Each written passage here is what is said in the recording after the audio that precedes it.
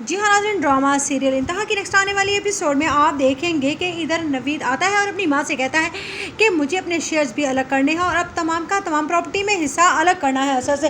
जिस पर कहती है अस्मा बेगम, क्या हो गया है तुम्हें, तुम बड़े भाई हो, ज़रा हौसले से काम क्यों नहीं लेते हो, छोटे भाई की गलती तुम माफ़ नहीं कर सकते हो। इधर इस बात को लेकर हंगामा हो रहा होगा और उधर सजल की खुशी तो देखी ही नहीं जा रही होगी। जिस पर अरूसा कहेगी ये तुम बिल्कुल ठीक नहीं कर रही हो, उन लोगों ने तुम्हारे साथ कितनी बड़ी नेकी की है और उसका बदला तुम ऐसे दे रही हो। जिस पर सजल अरूसा को जवाब देती है, नेकी तो हमने भी तुम्हारे साथ की है, अगर उस दिन तुम इस घर में ना आती अपनी फूफो के साथ तो इतने बड़े घर में ऐश ना कर रही होती।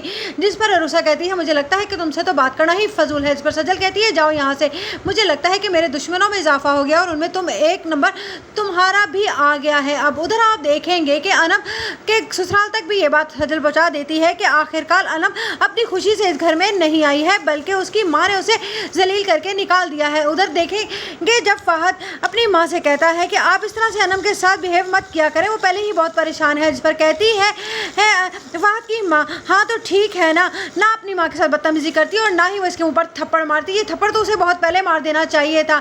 जिस पर अनम कहती है, देख लिया ना आपने कि आंटी अब भी सजल से राब्ते में है और वो किस तरह से हर वक्त की खबर इन तक पहुँचाती है और ये मुझे हर वक्त टॉर्च करती रहती है। जिस पर फहद कहता है कि मैंने सोच लिया है कि अब हम अलग ही रहेंगे। उधर आप देखेंगे कि जब कहती है अस्मा अरूसा से कि मैं तो परेशान होकर रह गई हूँ, मेरी ज़िंदगी तो मेरे बच्चों ने तबाह करके रख दी है। इस पर अरूसा कहती है, आंटी मैं जानती हूँ कि ये सारी गलती मेरी है, मुझे इस तरह से असद से अपनी फूफो के कहने पर निकाह नहीं करना चाहिए था। जिस पर अस्मा कहती है, नहीं इसमें तुम्हारा कसूर नहीं है, मुझे तो लगता है कि मेरे नसीब ही ख़राब है, जिस दिन से जावेद इस दुनिया से गए हैं मेरी तो ज़िंदगी में जैसे मुश्किलात ही आ गई हैं। उधर आप देखेंगे कि नौशीन बहुत ज़्यादा खुश होती है लेकिन नौशीन की खुशी भी थोड़ी देर की होती है। अहमद आकर कहता है कि आपने क्या फ़ैसला किया है, मैंने आपसे हैवी बाइक की डिमांड की थी, अगर आपने मेरी ये डिमांड पूरी ना की तो आप जानती हैं कि फिर मैं क्या करूँगा। जिस पर कहती है नौशीन, हाँ तो जाओ कर लो तुम्हें क्या करना है। जिस पर सजल अक्लमंदी से काम लेती है, वो सोचती है कि अगर अहमद को कुछ रकम देकर काम बन सकता है तो फिर